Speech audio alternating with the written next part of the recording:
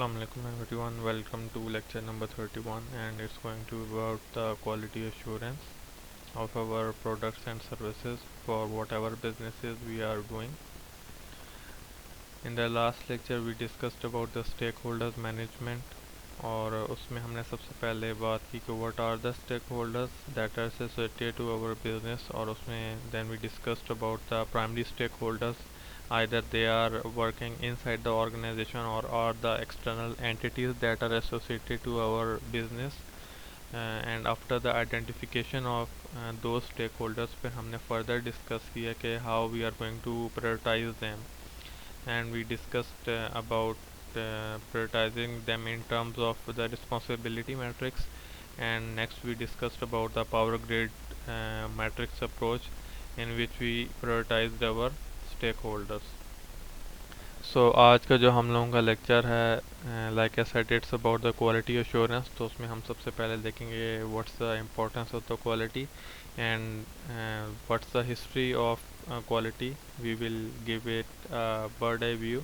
उसके बाद हम we will be talking about the defining aspects of the quality, and we will discuss के कौन कौन से मल्टीपल एस्पेक्ट्स हैं जिनकी बेस पे क्वालिटी को जो है डिफ़ाइन किया जाता है। And we will discuss about the different perspectives of different individuals और entities associated to a business as well, which defines the quality in their own way or on their own terms. And lastly we will be discussing about the principles and practices and that are used to enhance the quality of any business that is associated. If we look at the modern importance of quality, so William Cooper quotes here that the first job we have is to turn out quality merchandise that customer will buy and keep on buying, right? This is the one important aspect. And further he quotes that if we produce it efficiently and economically, we will earn a profit in which you will share, right? So अगर हम इसमें सबसे पहला एक important aspect देखें, that is about producing something that a consumer will buy and keep on buying. Last हमने discuss किया था मार्केटिंग के कॉन्सेप्ट्स और how the stakeholders are have their influence on our businesses. तो उसमें जब आप एक प्रोडक्ट बना लेते हो, राइट, आप उसके ऊपर एक R&D की जो टेक्निक्स हैं वो अप्लाई करते हो और उस प्रोडक्ट को जो है इनरिच करते हो और उसको एक फाइनल फॉर्म में लेके आते हो और उसमें आपकी ऑर्गेनाइजेशन की अच्छी खासी एक कॉस्ट और एफर्ट्स जो होती हैं वो इन्वॉल्व होती हैं। उसके बाद हमने डिस्कस किया था कि मार्केटिंग ऑन इट्स ओन जो है it's a serious thing and it consumes a significant proportion of our business revenue. तो आप उसके बाद जब उस प्रोडक्ट की मार्केटिंग करते हो, उस प्रोडक्ट को आप मार्केट में लेके आते हो और उसके बाद उसकी डिस्ट्रीब्यूशन भी आप करते हो और कस्टमर कन्वीनियंस को सामने रखते हुए उसको आप पहुंचाते हो कस्टमर तक। तो यहाँ तक लाते लाते एक प्रोडक्ट को आपकी ऑलरेडी एक डेवलपमेंट फेज़ पे, मार्केटिंग फेज़ पे, डिस्ट्रीब्यूशन फेज़ पे एट दी एंड तक एक अच्छी खासी आपकी इन्वेस्टमेंट हो चुकी होती है एंड बाय ऑल मीन्स, ठीक है। उसके बाद अगर आपका प्रोडक्ट जो है वो इनिशियली तो क्वालिटी का था, लेकिन with the passage of time अगर उस की क्वालिटी नहीं रही, तो वो जो सारी आपने इनिशियल एफर्ट की हुई होती है किसी भी प्रोडक्ट को एक उसकी मार्केट वैल्यू बिल्ड करने में, वो सारी जो है वक्त के साथ साथ डिटोरिएट होती जाती है।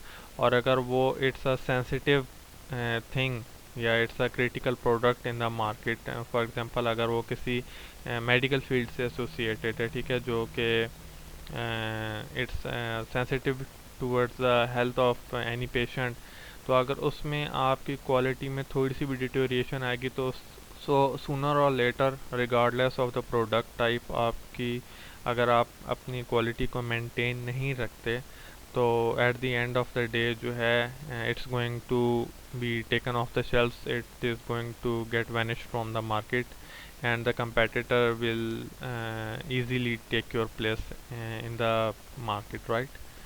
सबसे पहली बात, coming back to the point, कि आपने सबसे पहले तो एक कंज्यूमर को ये क्वालिटी प्रोडक्ट देना होता है कि वो उसको बाय करें, राइट?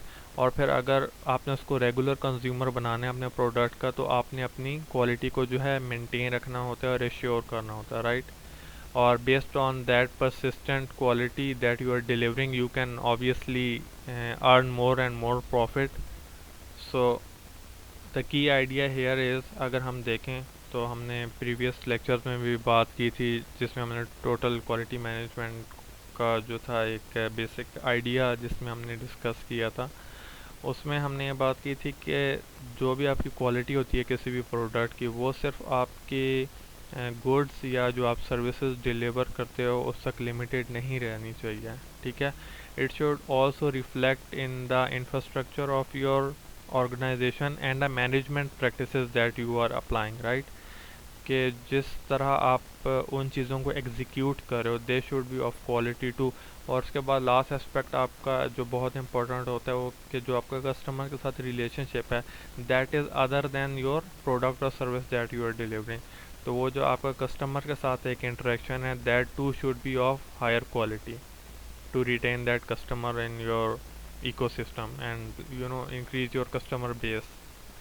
क्योंकि आपका एक जो अच्छा कस्टमर होता है वो फर्दर इन्फ्लुएंस करता है और लोगों को, और वो आपकी without investing any direct cost वो आपकी मार्केटिंग कर रहा होता है। So keeping and retaining a good customer is critical to your business. उसके बाद अगर हम आ जाएँ बेसिक जो अंडरस्टैंडिंग है ऑफ क्वालिटी एश्योरेंस, राइट। तो that is any action directed towards providing customers with goods and services of appropriate quality। और इसको हम देखेंगे कि हिस्ट्री में ये जो फिनोमेना है किस तरह इसने हाउ इट इवॉल्व्ड। तो उसमें अगर आप आ जाएँ मिडल एजेस में मैनी सेंचुरीज बैक, ठीक है, उसमें आपका कॉन्सेप्ट था किसी भी प्रोडक्ट या सर्विस से related that was associated to skilled craftsmanship. उसकी अगर आप कितनी ही अगर सेंचुरीज अगो के आप प्रोडक्ट्स देखें या उनकी आप जो इंफ्रास्ट्रक्चर जो उन्होंने खड़ा किया, आपको उसमें ऑब्वियसली क्वालिटी का फैक्टर नज़र आएगा। लेकिन उस टाइम पे अगर आप देखें तो आपकी कोई भी प्रोडक्ट जो होता था या कोई भी आपका जो भी डेवलपमेंटल आउटकम्स होती थी, वो आपकी मैस प्रोडक्शन पे कभी भी नहीं गई, ठीक है। There may be exceptions, there may be few exceptions, लेकिन अगर आप उसको करंट इंडस्ट्रियल दौर से आप कंपेयर करते हो, इंडस्ट्रियल एरा से कंपेयर करते हो, तो उसके मुकाबले में उतनी मैस प्रोडक्शन एक ग्लोबलाइज्ड लेवल पे नहीं थी, ठीक है। तो उस टाइम की लिमिटेशन ये थी compare to the era of today कि उस टाइम पे जो भी एक क्राफ्टमैन होता था जो कि वो प्रोडक्ट बना रहा होता था या जो भी चीज़ वो क्रिएट कर रहे होते थे, तो those were the individuals who assured the quality of it as well, ठीक है। और उनके लिए रिलेटिवली इजी भी था ये चीज़ अकम्प्लिश करना। लेकिन जब आपका इंडस्ट्री रेवोल्यूशन आया और जब आपकी एक इंडस्ट्रियल बूम जो है वो इंक्रीज़ हुआ, और उसके बाद आपकी जो मैन्युफैक्चरिंग है in the years to come वो आपकी एक मैसिव स्केल पे होगी, और जो आपकी कस्टमर डिमांड थी वो भी इवॉल्व करने लगी, और उसको मीट करने के लिए मोर एंड मोर इंडस्ट्रीज़ जो थी वो लगाई गई। तो वहाँ पे आप हर एक क्राफ्टमैन के लिए उस चीज़ को मैन्युफैक्चर करना और उसका ऑडिट करना इन टर्म्स ऑफ क्वालिटी वो पॉसिबल नहीं था। तो वहाँ से ये कॉन्सेप्ट इंड्यूस किया गया ऑर्गेनाइजेशंस के अंदर के क्वालिटी इंस्पेक्शन के लिए एक डिफरेंट डिपार्टमेंट ही क्रिएट किया जाए जो उसकी क्वालिटी एश्योरेंस करे, राइट। उसके बाद जो अर्लियर 20th सेंचुरी है जहाँ पे बेल सिस्टम्स के जो हैं उन्होंने अपनी मार्केट में जो है जगह बनाई और they introduce the quantification of quality assurance. क्योंकि पहले जो था जो आपके क्वालिटी एश्योरेंस के जो डिपार्टमेंट्स थे वो एग्जिस्ट कर रहे थे और वो फुली फंक्शनल अपना काम कर रहे थे, लेकिन उनकी जो टेक्निक्स थी वो इतनी ज़्यादा क्वांटिफाइड नहीं थी। उसमें फिर वो फर्दर मैयर करना शुरू हो गए कि उनकी प्रोडक्ट टाइप्स कितनी हैं।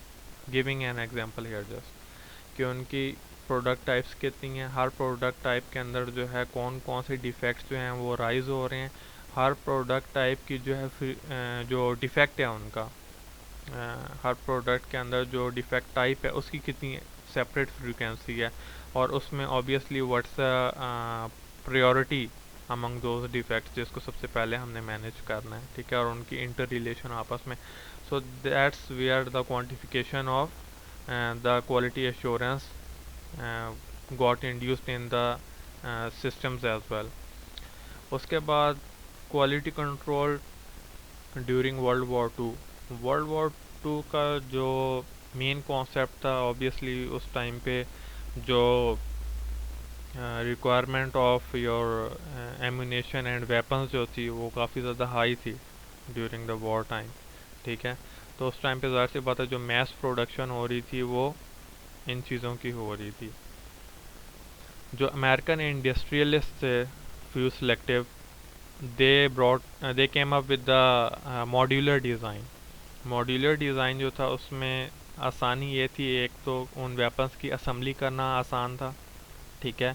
और उसके बाद जो डिफरेंट वेपन्स के मॉड्यूल्स थे, many of them had the similar structure and composition, ठीक है। तो अगर एक वेपन का मॉड्यूल कम हो जाता था या डिफेक्टिव हो जाता था तो it could be replaced with the module of the other weapon, ठीक है। तो इसमें जो प्रोडक्शन थी मैस लेवल पे ऑफ द सेम मॉड्यूल्स वो इजी एंड इफेक्टिव होगी, और उनकी फिर रिप्लेसेबिलिटी और उनकी रीयूजेबिलिटी जो थी वो इंक्रीज़ हो गई। और ये वो वक्त था जब American were at the top of their quality game, ठीक है। लेकिन इसमें एक शॉर्ट कमिंग ये थी कि उस टाइम पे जितनी ऑर्गेनाइजेशन थी उन्होंने ट्रू रिकग्निशन नहीं देखी on broader scale of the quality, और उसकी फर्दर जो है इम्प्लीमेंटेशन ये चीज़ रिकग्नाइज की जापान ने after the second world war. और उन्होंने इनवाइट किया वहाँ के जो टॉप इन्फ्लुएंशियल और हाईली रिस्पेक्टेड मेंबर्स थे जिन लोगों ने क्वालिटी के ऊपर काम किया हुआ था, उन्होंने इनको इनवाइट किया अपने कंट्री में और इनसे वो प्रैक्टिसेस सीखी, अडेप्ट की, उनको अपने जो एनवायरनमेंट्स हैं उनके लिहाज से उनको इम्प्लीमेंट किया। एंड ड्यूरिंग योर चाइल्डहुड आप लोगों ने अक्सर ही सुना होगा जो जापान जो है वहाँ पे उनके जो प्रोडक्ट्स हैं, जब भी आप सुनते हो किसी भी प्रोडक्ट के साथ कि उसका जो ओरिजिन है दैट इज़ ऑफ जापान, तो आप without giving any second thought जो आप ये चीज़ अज्यूम कर लेते हो कि हाँ ये क्वालिटी प्रोडक्ट होगा। अगर आप करंटली सिनेरियो में देखें तो जो आपकी ऑटोमोटिव इंडस्ट्री है, जो आप जापान से गाड़ियाँ ला रहे हो, ठीक है, उनमें से जो मोस्टली गाड़ियाँ होती हैं वो अगर आप उनको जापान के सेटिंग में देख लो तो वो रिजेक्टेड हैं, उनके लिए स्क्रैप हैं, क्योंकि उनके जो एनुअल इंस्पेक्शन होती है व्हीकुलर, अगर वो उनमें उसको उस पर्सपेक्टिव में चेक करें तो वो फुलफ़िल ही नहीं करती क्राइटेरिया इसकी। अगर एग्जैक्ट आपको मैं एग्जांपल दूं कि अगर फ़र्ज़ कर लें उनका किसी भी गाड़ी का एयर बैग अगर वो वंस जो है वो यूटिलाइज हो जाता है, ओपन हो जाता है, यहाँ पे अगर आप अपनी लोकल सेटिंग में देखें तो काफ़ी जो लोकल मैन्युफैक्चर्ड गाड़ी हैं उनमें एयर बैग का कॉन्सेप्ट है ही नहीं। अगर एयर बैग का कॉन्सेप्ट है तो वो ऑल 4 सीट्स के लिए जो है वो एग्जिस्ट नहीं करता, ठीक है।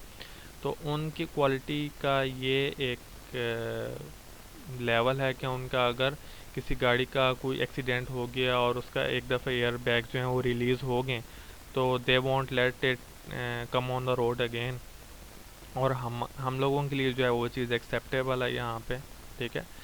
So this is just to give you an example के how much the quality is important for different settings. Next अगर हम आ जाएं तो फिर जिस तरह हमने अभी बात की कि किस तरह जो है उन्होंने जो क्वालिटी एश्योरेंस के गुरुज थे, how Japan adapted the practices from them and their scope of quality turn from the little Q to the big Q, that is towards the total quality management.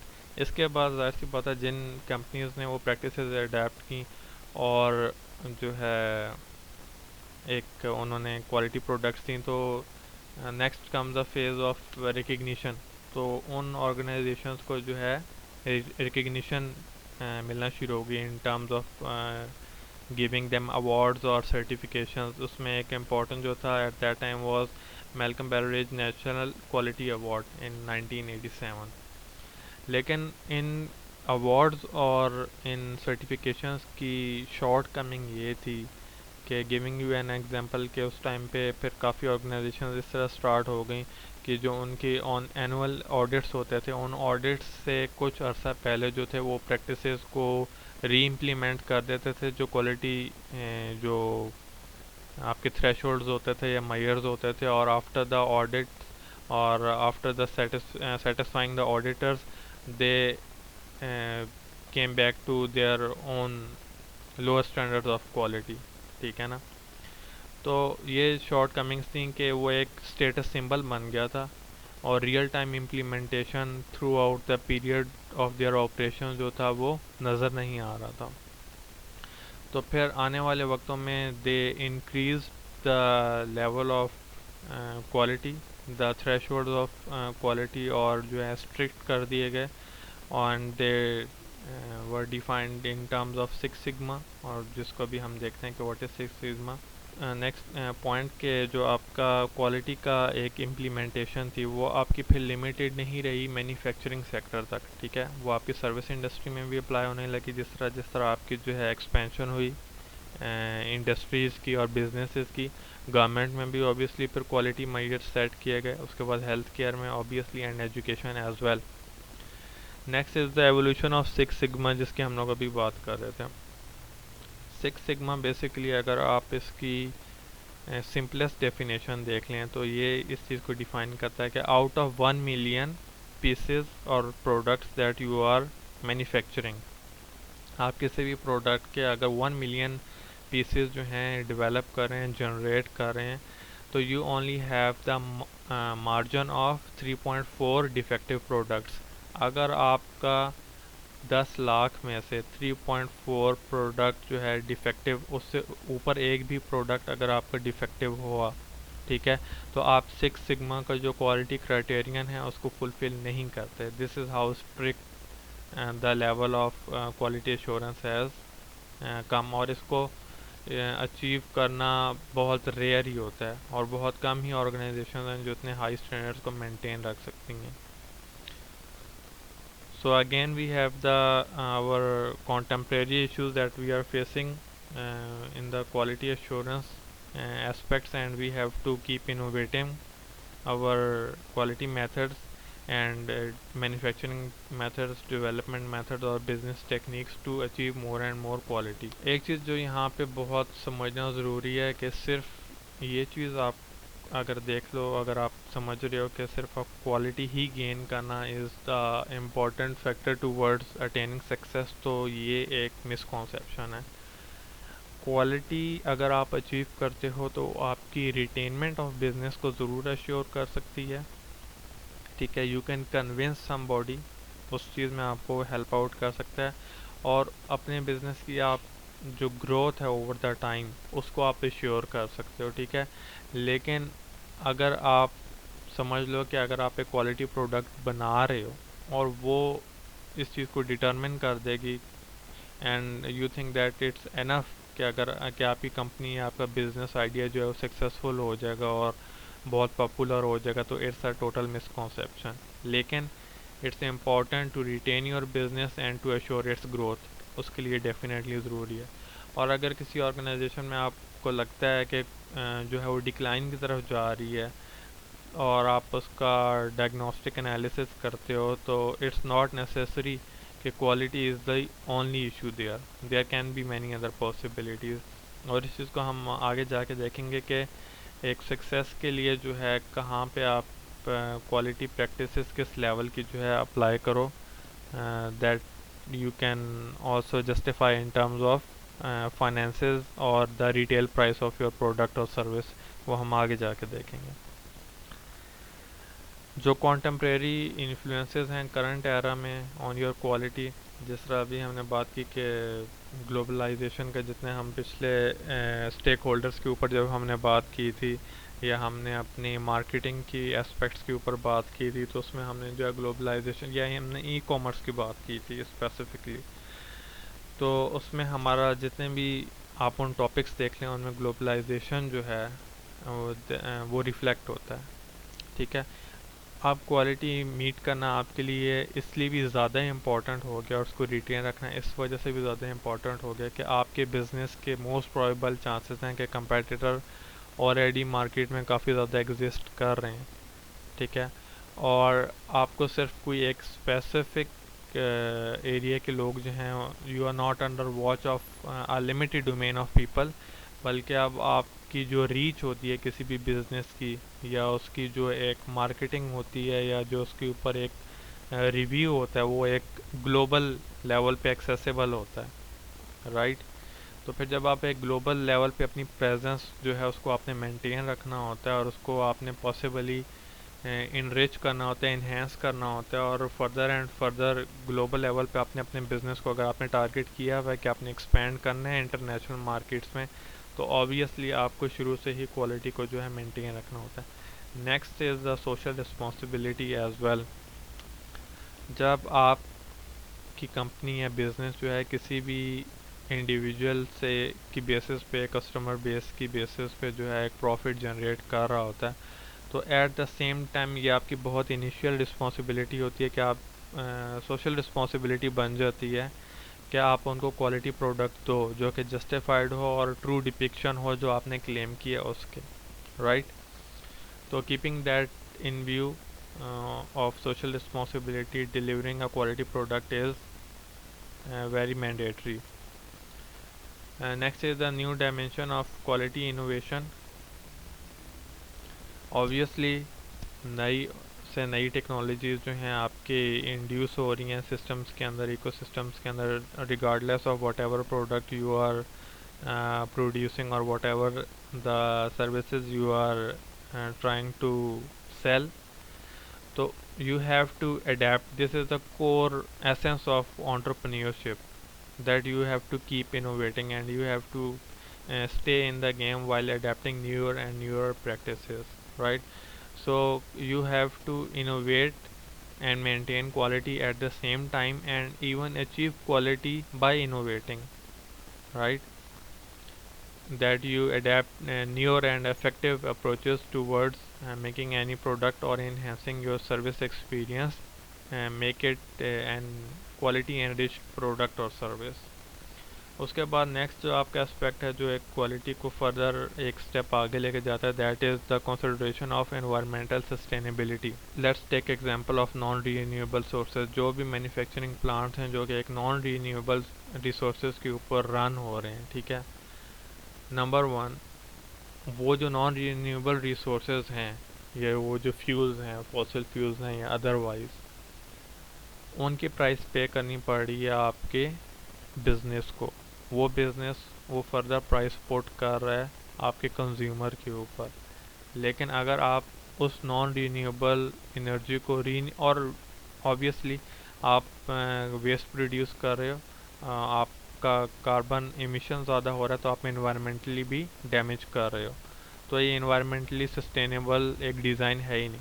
लेकिन let suppose आप उसी non renewable जो भी approach आप currently use कर रहे हो उसके आप रीन्यूएबल एनर्जी रिसोर्स के साथ रिप्लेस कर देते हो। फॉर एग्जांपल आप सोलर पावर प्लांट जो है वो इम्प्लीमेंट कर देते हो अपने किसी भी बिजनेस सिस्टम के अंदर to run your business operations, ठीक है।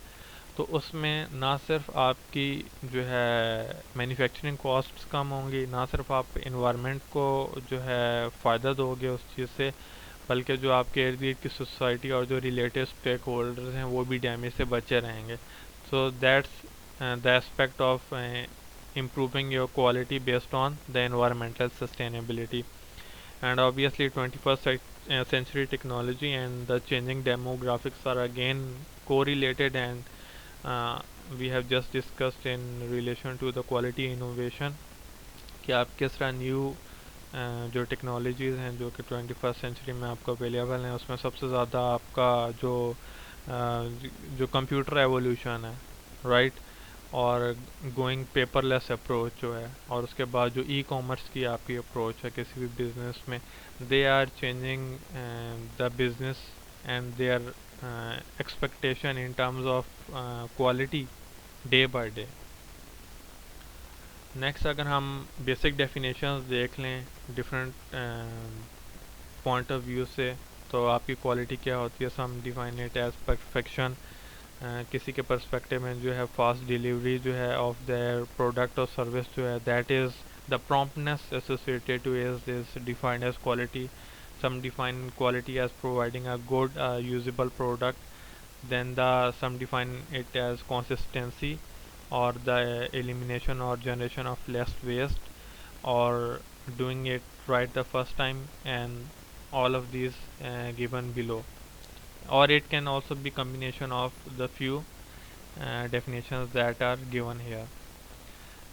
लेकिन अब हम देखेंगे कि डिफरेंट जो हैं आपकी फॉर्मल डेफिनेशन जो होती हैं क्वालिटी की वो क्या होती हैं। डिफरेंट पर्सपेक्टिव से हम देखेंगे कि क्वालिटी को हम किस तरह डिफाइन कर सकते हैं। First is the transcendent definition that is totally based upon the perception of the consumer, right. ये डिपेंड करता है कि आपका एक कंज्यूमर है उसका अपनी परसेप्शन क्या है उस प्रोडक्ट या उस सर्विस के बारे में, या उससे जो उसको गेन हो रहा है या आउटपुट मिल रही है, what is that all about, ठीक है। इसके मैं आपको एक एग्जांपल देता हूँ कि एक अगर इंडिविजुअल है वो एक स्टैंडर्ड कार कोई आप ले लो, ऑल्टो ले लो या मेहरान ले लो, कुछ भी ले लो आप, ठीक है। उस वो आपका एक कस्टमर होगा जो सेटिस्फाइड होगा, जिसकी बेसिक नेसेसिटीज़ उससे पूरी हो रही होंगी, बल्कि हो सकता है कि he would more be happy and satisfied with that product, ठीक है। और एट द सेम टाइम आपको ऐसे भी कंज्यूमर्स मिलेंगे जो कि एक जो लग्जरी कार है उसके अंदर भी फ्लॉज को और इम्प्रूवमेंट्स को आइडेंटिफाई कर रहे होंगे, ठीक है। तो it's totally individualistic kind of approach towards the definition of the quality, that it differs from individual to individual, from subject to subject. Next आपकी होती है जी product based definition. Product based definition आपकी बेसिकली होती है on the attributions that are claimed against an product. अगर कोई product है उसके साथ ड्यूरेबिलिटी जो है एक उसका एट्रीब्यूट है, ठीक है। रिलायबिलिटी एट्रीब्यूशन, उसका कोई परफॉर्मेंस आपने मैयर जो है उसके साथ एट्रीब्यूट किए हुए हैं, ठीक है। अगर वो उन टेस्ट को जो है क्लियर कर रहा है या उन जो क्राइटेरियंस हैं उनको फुलफिल कर रहा है, then it's a quality product based on the their product definition. User based definition होती है एक्सपीरियंस बेस्ड, किसी भी यूज़र की या उसका जो एक स्पेसिफाइड एक परसेप्शन होती है that I need that product and if it does the job for me then it's a quality product. ये आपकी जो है एक्सपेक्टेशन बेस्ड होती हैं। लेट्स सपोज कि अगर हम एग्जांपल ले लें तो इनिशियली जो आपके यूएस में ओवन मेकर्स थे, ठीक है, दे मेड ग्रेट प्रोडक्ट, ठीक है। जो उनकी प्रोडक्ट डिस्क्रिप्शन थी उस पर पूरा उतरते थे, जो बाकी मैयर से अपनी फंक्शनैलिटी वाइज अगर देखें तो बहुत एफिशिएंट और बहुत इफेक्टिव थे। लेकिन इन डिफरेंट रीजन्स जब उनको मार्केट किया गया तो उसमें कुछ रीजन्स जो थे इन स्पेसिफिक, उन्होंने ये कंसर्न शो किया कि उनके जो किचन स्पेसेस होती हैं वो लिमिटेड एंड स्मॉल होती हैं, वहाँ पे एक फुल साइज़ ओवन जो है वो ऑपरेटेबल नहीं है, अगर है तो वो बाकी स्पेस को कॉम्प्रोमाइज़ कर रहा होता है। तो उन मार्केट्स के लिए ये क्वालिटी प्रोडक्ट जो कि based on it's product definition जो था वो कंप्लीट आ रहा था और फंक्शनैलिटी वाइज भी पूरा था, और जो वहाँ की लोकल मार्केट थी उसके लिए भी पूरा था। लेकिन in the different regions geographically speaking वो यूज़र बेस्ड डेफिनेशन को फुलफिल नहीं कर रहा था, राइट। नेक्स्ट आपकी आ जाती है value based definition. The value based definition के मुताबिक जो है इट शुड कन्फर्म के एक इक्विलिब्रियम होना चाहिए between the quality and the price. Obviously जो कंज्यूमर होता है उसकी ये कोशिश होती है कि उसको लोएस्ट प्राइस पे करनी पड़े for the most durable and the product with the highest performance levels, ठीक है। तो this is the definition of quality based on their value. Next आपकी होती है manufacturing based definition. Manufacturing based definition is based upon the conformance to the specifications. हमने पहले बात की थी product based definition. Product based definition जो होता है वो एक कंज्यूमर पर्सपेक्टिव होता है, ठीक है, of performance, durability, reliability and so fourth. Manufacturing based definition is about the conformance of criterions that should be taken care of while manufacturing that product, ठीक है। जिस तरह आप एग्जांपल ले लो, जो सिविल इंजीनियरिंग होती हैं उसमें जो एक कोई भी स्ट्रक्चर जिसको कंस्ट्रक्ट किया जाता है उसकी अगर आप कंक्रीट ले लो, उसको पहले टेस्ट किया जाता है, उसके सैंपल्स लिए जाते हैं और उनको एक स्पेसिफिक जो स्टैंडर्डाइज्ड प्रेशर्स हैं उनके अगेंस्ट टेस्ट किया जाता है। लाइकवाइज जो उसमें जो आपका मेटल स्ट्रक्चर होता है, उसके जो स्टील होता है, उसको अंडर डिफरेंट टेस्ट जो है उसको गेज किया जाता है, एवेल्युएट किया जाता है। और अगर वो ऑन मयर्स पे जो है पूरा उतरते हैं, then they start building that structure. और अगर वो जो हैं उन मयर्स पे जो हैं कंप्लीट नहीं उतरते तो ऑब्वियसली उनको डिस्कार्ड कर दिए जाते हैं and better quality products are then used. अब जितने भी हमने एस्पेक्ट्स अभी तक क्वालिटी के पढ़े हैं, डिफरेंट हमने पर्सपेक्टिव्स पढ़े हैं, इनको हम देखते हैं कि ये एक फ्लो में जो है, जो हमारा एक प्रोडक्ट लाइफ साइकिल है उसमें किस तरह सेट होते हैं। सबसे पहले आप ये देख लें कि the information flow is represented with a dotted line and the product flow the manufactured form is represented with a plain line. जो आपका कस्टमर होता है, अगर आप दोनों पर्सपेक्टिव से इसको ले सकते हो। अगर आप फर्स्ट टाइम कोई प्रोडक्ट जो है कस्टमर को इंट्रोड्यूस करवा रहे हो, या कोई एक नया जो वर्जन है वो आप किसी भी कंज्यूमर को जो है वो इंट्रोड्यूस करवा रहे हो, then they will associate to their own experience based on their own perception, based on their transcendent quality aspect, और उसी के साथ साथ based on the product quality aspect वो उसको एसोसिएट करेंगे कि वो उसको यूटिलाइज करेंगे उस प्रोडक्ट को, और फिर देखेंगे कि बेस्ड ऑन देयर एक्सपीरियंस वो चीज़ वो फुलफ़िल हो रही है नहीं हो रही है, जो उनकी एक्सपेक्टेशन है वो फुलफ़िल हो रही हैं नहीं, जो स्पेसिफिकेशंस जो एक बिज़नेस ओनर ने क्लेम की हैं फॉर दैट स्पेसिफिक प्रोडक्ट और सर्विस, आइदर वो उस पर पूरा उतारे हैं या नहीं उतारे। ऑन दैट बेसिस आपका जो है प्रोडक्ट बेस्ड जो क्वालिटी कंफर्मेंस है वो चेक होगी। अगर तो वो चीज़ें दोनों सेटिस्फाइड हैं, ठीक है, then it's good.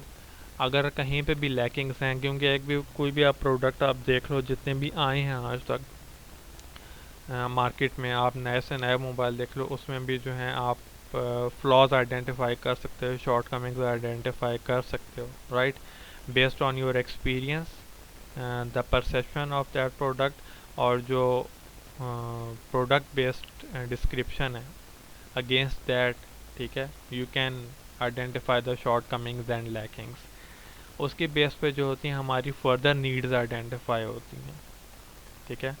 Based on that needs we develop the criteria for the user based quality for the next product or the next development or innovation or correction, whatever that aspect is।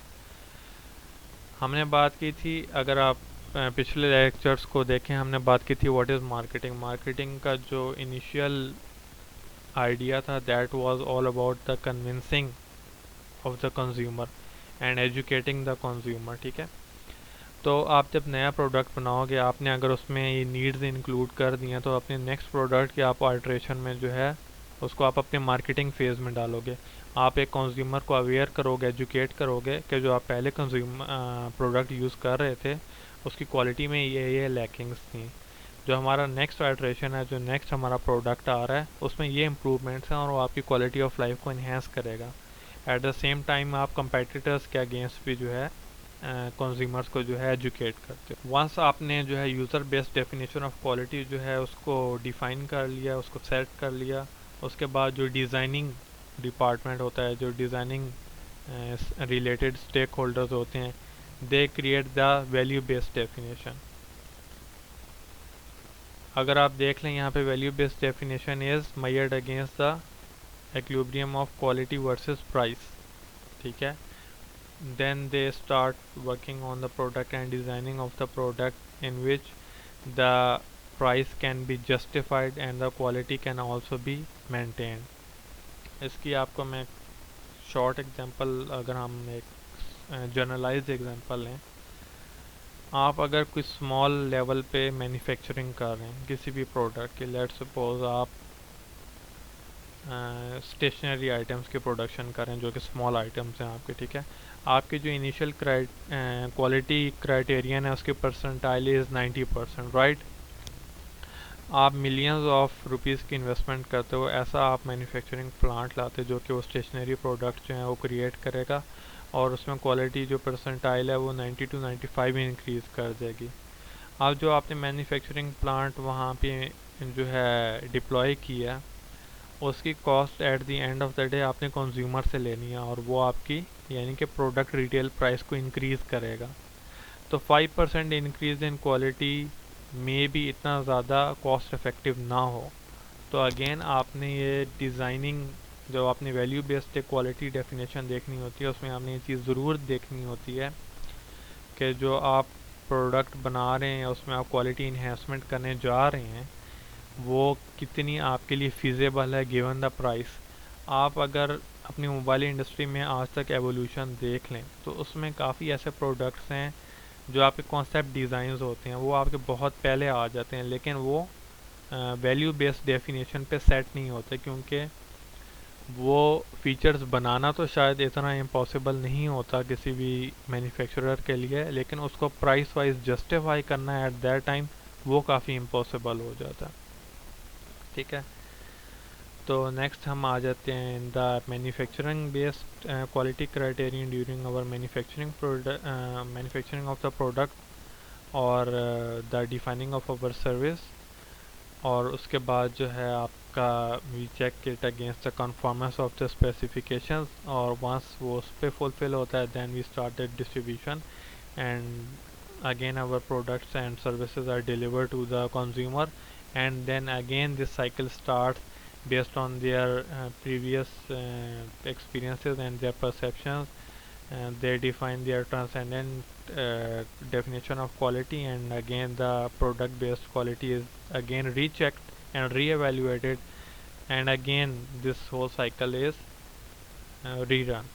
So जिस तरह हमने भी देखा कि हमारे different perspectives होते हैं about the quality of the same product, तो उसमें हम डिफरेंट पर्सपेक्टिव से देख रहे होते हैं। इन सारे पर्सपेक्टिव्स को इन अकाउंट लेना बहुत ज़्यादा ज़रूरी होता है, because if you ignore any one of these perspectives, अगर हम इनमें से कोई भी स्टेक होल्डर जो है उसको लूप में से प्रोडक्ट लाइफ साइकिल या उसकी डेवलपमेंट जो है उसमें से हम अगर इग्नोर कर दें तो we may face substantial loss in terms of not only achieving inferior product but also in terms of financing and the credibility of the overall organization.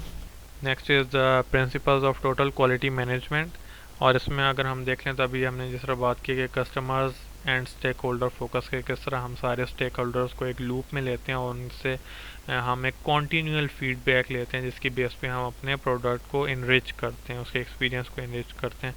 Obviously participation and team work is important क्योंकि आपकी organisation के अगर they have information on anything regarding to your product and service and that is crucial, तो उन departments का आपस में flow of information होना चाहिए ताकि टाइमली उस इशू को एड्रेस किया जा सके और इस इंफॉर्मेशन को यूटिलाइज करके आपकी प्रोडक्ट टाइमली जो है इन्हेंस्ड फॉर्म में आ जाए। Next is the process focus supported by continuous improvement and learning. Like I have already discussed that the information flow should be a continual one and not a stagnant one कि आपने एक दफ़ा information ले ली अपने stake holder से, चाहे वो आपके एक्सटर्नल स्टेक होल्डर्स हैं या इंटरनल स्टेक होल्डर्स हैं यानी एम्प्लॉयज़ हैं या कस्टमर्स हैं या अदर रिलेटेड इंडिविजुअल्स या ग्रुप्स हैं। आपने कॉन्टीन्यूस साइकिल में चलना होता है regard to information and regard to innovation and keeping on to learn newer and newer perspective. And likewise the implementation of that cycle is not just limited to only one domain. It can be implemented and it is supposed to be implemented during the planning phase based on the information that you have learned through your previous experiences and the inputs of different stakeholders, and likewise the execution of plans as well, क्योंकि operationalisation जो होती है किसी भी management practices की या management domain की, that is very much necessary. and again you have to keep assessing yourself that how much goals you have to achieve, how much progress you have made, and what are the lackings and what problems need to be addressed, and based upon that you have to keep revising your management practices and developmental practices within that organization. So summarizing the discussed topic of today and summarizing it in terms of the infrastructure that defines the total quality management, you have to have a higher level of customer relationship management, because at the end of the day your business is run and is expected to boost based upon the goodwill of customer. Second is the leadership and strategic planning. Obviously, regardless of the fact कि आपके पास कितनी अच्छी management practices हो, कितनी अच्छी technology हो, if you don't have the effective leadership, then it is of no use and will do no good to your organization. Next आपका human resource management. Obviously, the working body is are your employees, are your middle level managers, your higher level managers.